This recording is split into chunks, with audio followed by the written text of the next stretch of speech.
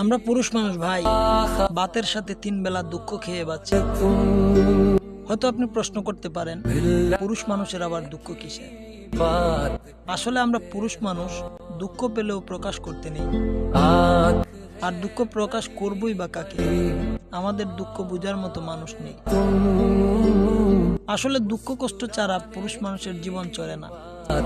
যৌবন বয়সে নারী আগলে রাখে মেকআপ বক্স, আর পুরুষকে আগলে রাখতে হয় দুঃখ কষ্ট। দুঃখ কষ্ট ছাড়া পুরুষ অচল। জল ছাড়া যেমন মাছ বাঁচে না, তেমনি দুঃখ ছাড়া পুরুষ বাঁচে না। আসলে দুঃখ হচ্ছে পুরুষ মানুষের বন্ধু, যে কিনা সব সময় পাশে থাকে।